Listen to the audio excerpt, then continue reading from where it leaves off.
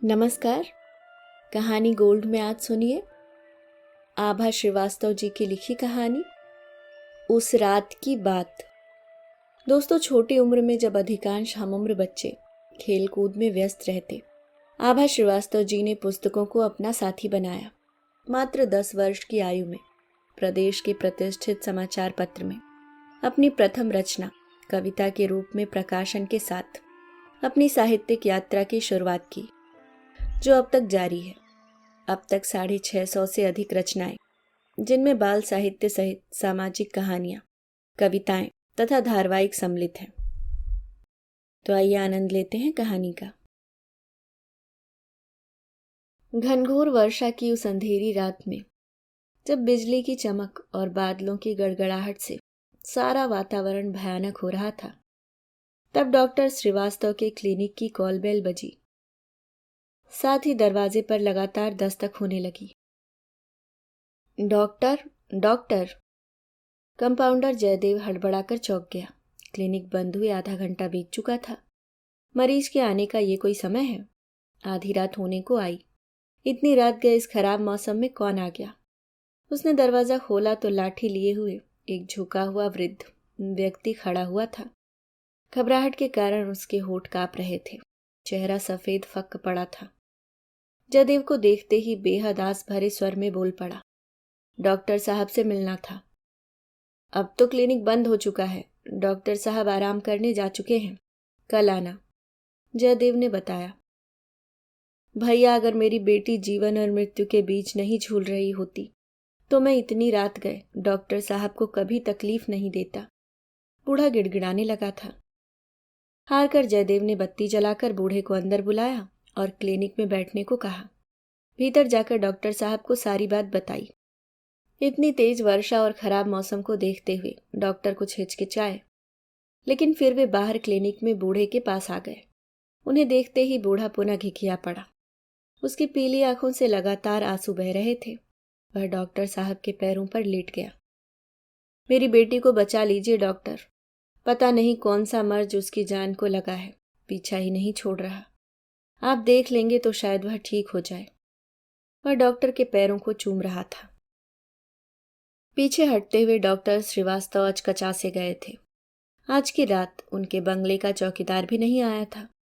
अगर वे बूढ़े के साथ जाते तो उनकी पत्नी इतने बड़े बंगले में बिल्कुल अकेली रह जाती। उन्हें बूढ़े पर दया भी आ गई थी। वे एक डॉक्टर थे, अपने कर्तव्य को भली भांति समझते थे।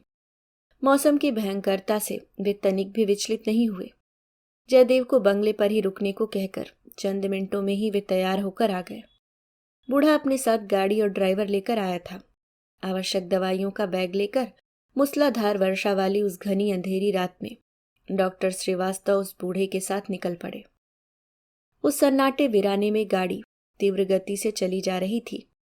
बारिश और अंधेरे के कारण डॉक्टर साहब को रास्ता और दिशाएं कुछ भी नहीं पहचान आ रही थीं। करीब आधे घंटे के बाद गाड़ी एक मोड़ पर मुड़ी और मुड़ते ही एक बड़ा सा 2 मंजिला मकान नजर आया, जिसकी खिड़कियों से हल्की रोशनी छनकर आ रही थी। गाड़ी घुमावदार रास्ता पार करती हुई मकान के पोर्टिको में जाकर खड़ी हो गई। बूढ़े ने फुर्ती से उतरकर बेहद अदब के साथ गाड़ी का दरवाजा खोल दिया। गाड़ी से उतरकर डॉक्टर श्रीवास्तव ने चारों तरफ एक दृष्टि डाली। मकान के सामने एक बगीचा था और शायद ये जगह गंगा के किनारे स्थित थी, क्योंकि नदी के बहाव का अस्पष्ट स्वर उन्हें सुनाई पड़ रहा था। अब बारिश लगभग रुक सी गई थी। मेहंदी, हरसिंगार, बेला और रजनीगंधा की मिलीजुली महक उनके नासिका पुटों ने महसूस करी।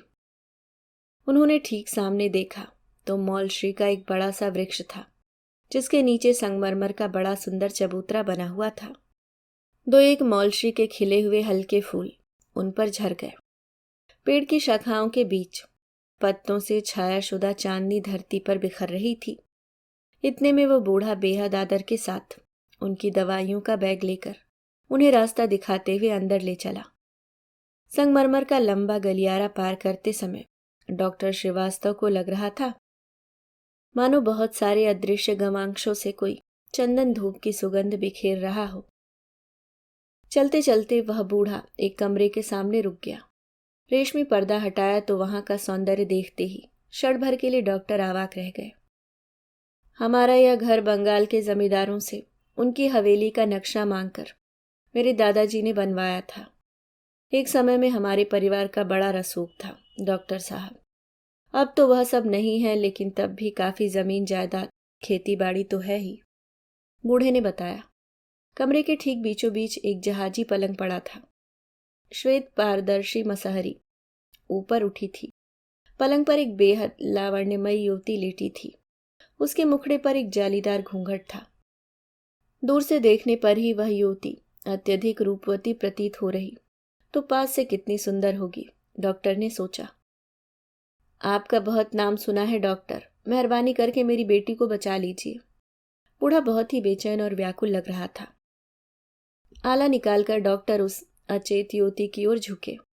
उसके दुपट्टे से आती हीना और खसके इत्र की महक ने डॉक्टर को सम्मोहित कर दिया था। जालीदार घूंघट से उसका मोहक रूप डॉक्टर को मुग्ध कर गया। चूड़ियों से भरी कलाई को पकड़कर जब डॉक्टर ने नब्ज देखनी चाही, तो उसने अपना पारदर्शी घूंघट पलट दिया और खिलखिलाकर हंस पड़ी। मुझे पहचाना डॉक्टर? डॉक्टर ने गौर से उसे देखा। माधुरी तुम? और वे पट से अचेत होकर गिर पड़े। सुबह जब उनकी चेतना वापस लौटी तो वे अपने क्लिनिक पर थे। शरीर में बेहद दर्द था। सिर पर हाथ फेरा तो पट्टी बंधी थी। पूछने पर जयदेव ने बताया कि रात वाला बूढ़ा ही उन्हें गाड़ी से वापस छोड़ गया था। उनका एक्सीडेंट हो गया था। डॉक्टर ने दिमाग पर जोर डाला तो रात वाली पूरी घटना उनकी स्मृति में तैर गई। इस घटना का जिक्र उन्होंने किसी से भी नहीं किया। 2 दिन आराम करने के बाद जब उन्होंने अपना दवाइयों का बैग खोला तो उसमें उन्हें एक पत्र और रेशम से बंधी हुई लाल पोटली मिली। पत्र का सार कुछ इस प्रकार से था। प्रिय पतिदेव, हमारे ब्याह के 25 वर्षों की मधुर यादों को मेरी चिता के साथ ही स्वाहा कर। तुम बच्ची सी रत्नावली को क्यों ब्याह लाए? मैं कारण नहीं पूछती, पुरुष थे तुम, सारा जीवन अकेले कैसे काटते? बस एक विनती है तुमसे, मेरी अस्थियां विसर्जित करते समय तुमने मेरी अस्थि का एक टुकड़ा सबकी दृष्टि से बचाकर अपने पास छिपा लिया था।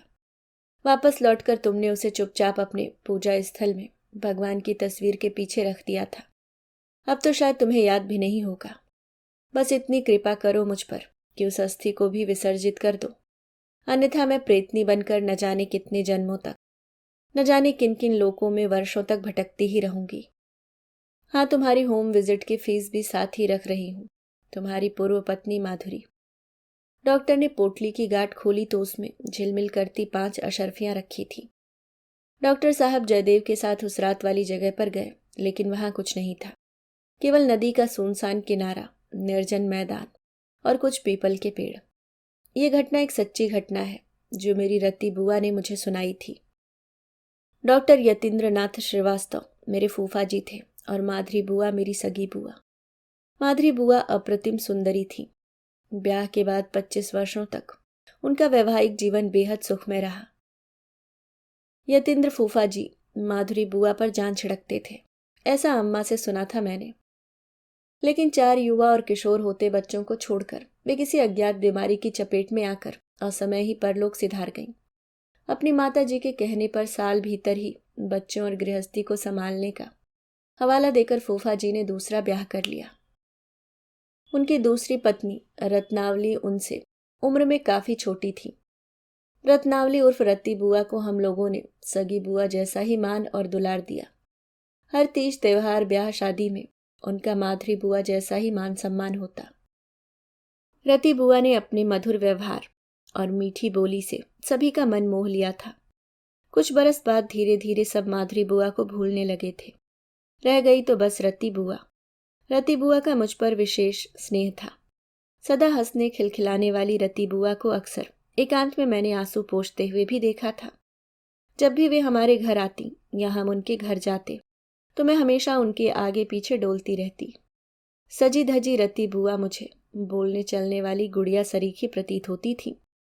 किंतु शायद फूफा जी ने बड़ी मजबूरी में ही रति बुआ से ब्याह किया होगा, या शायद माधुरी बुआ को भुला पाना उनके लिए असंभव रहा होगा। समझ आते आते मैं समझ गई थी कि रति बुआ को फूफा जी की दूसरी पत्नी होने का अभिशाप जीवन भर भोगना होगा। मुझसे कभी कुछ नहीं छिपाया रति बुआ ने। हम उम्र न होते हुए भी हम प्रेम और मैत्री की अटूट डोर से बंधे थे। रति बुआ ने ही मुझे बताया था कि यतीन्द्र फूफा जी माधुरी बुआ को कभी नहीं भुला पाए थे। उन्होंने कभी मुझे मन से अपनाया ही नहीं लली, बस नाम के लिए मैं उनकी पत्नी हूँ। रति बुआ ने जब मुझ पर यह रहस्य उजागर किया तो मैं स्तब्ध रह गई। शायद बच्चे भी मुझे अपनी माँ का स्थान कभी नहीं दे पाएंगे, क्योंकि सौतेली माँ के नाम का विष तो अम्मा जी ने ही उनके मन में भरा है। वे हमेशा मुझसे दूर दूर छिटके छिटके ही रहते हैं। अम्मा जी की जिद और मेरे बाबूजी की मजबूरी थी जो मेरा ब्याह इनसे हुआ। क्वार की उस कुंभलाती सांझ में बुआ मेरे पास कालीन पर बैठी थी।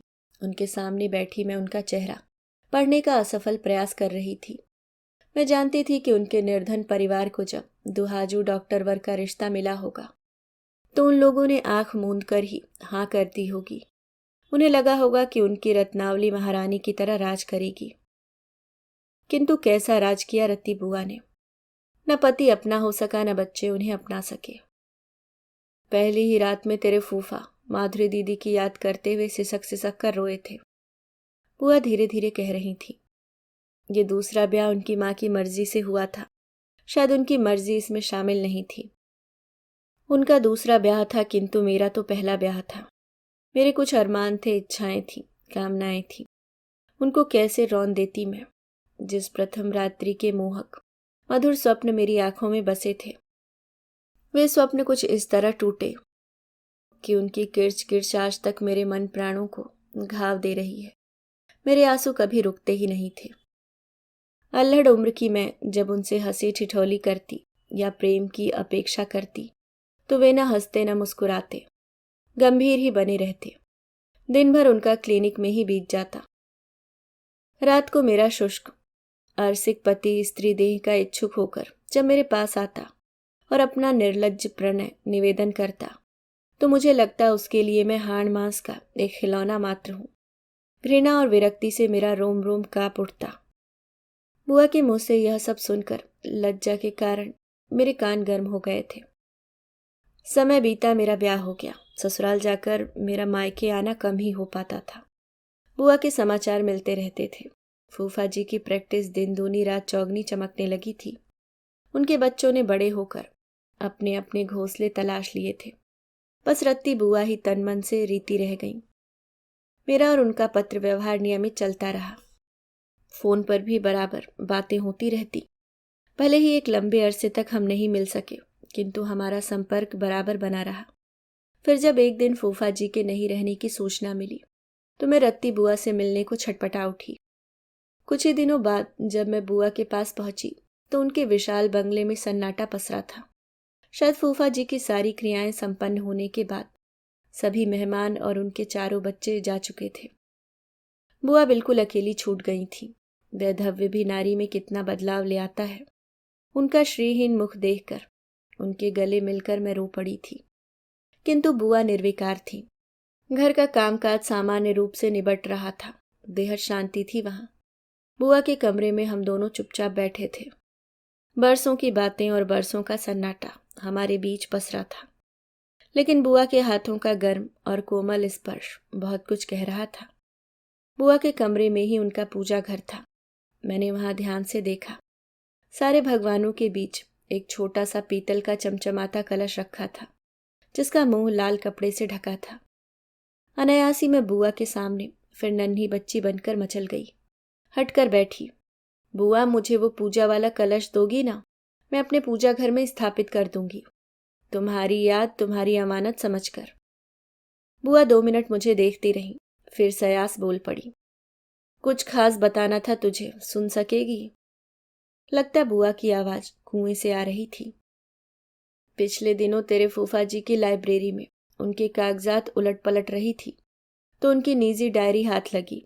उसमें उनके जीवन की एक सत्य घटना मुझे पता चली, जिसका जिक्र उन्होंने मुझसे कभी नहीं किया था।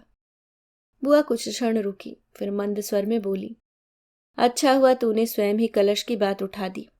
मैं नहीं समझ पा रही थी कि ये सब किससे और कैसे कहूंगी। तुझसे भी कहती तो क्या तू विश्वास करती? और तब बुआ ने वो सारी कहानी मुझे सुनाई जो फूफा जी की लिखी डायरी से उन्हें पता चली थी। बुआ ने बताया कि माधुरी बुआ की उस अस्थि को पूजा स्थान साफ करते हुए उन्होंने कई बार देखा था। वो उनके शिव परिवार की तस्वीर के पीछे छिपाकर रखी गई थी। हर बार वे पूजा स्थल साफ करती और हर बार उस अस्थि को वहीं यथावत रख देती थी, बिना किसी से कुछ पूछे ताछे। इतना अवश्य था कि उस अस्थि का स्पर्श करते समय हर बार वे डरी थी, सिहर उठी थी, लेकिन तब भी उसे पूज्य ही माना था उन्होंने, क्योंकि पूजा में रखी वस्तु तो पूज्य ही होती है। रत्ती बुआ को नहीं पता था कि उस अस्थि का रहस्य क्या था। फिर एक दिन वो अस्थि वहां से गायब हो गई। शायद फूफा जी चुपचाप उस अस्थि को प्रवाहित कराए होंगे। ऐसा फूफा जी की डायरी पढ़ने के बाद बुआ ने सोचा था। और जब उन्होंने वो कलश खोलकर मुझे दिखाया तो मैं थर्रा उठी थी। उसमें जगमग करती 5 अशर्फियां और एक पत्र रखा था।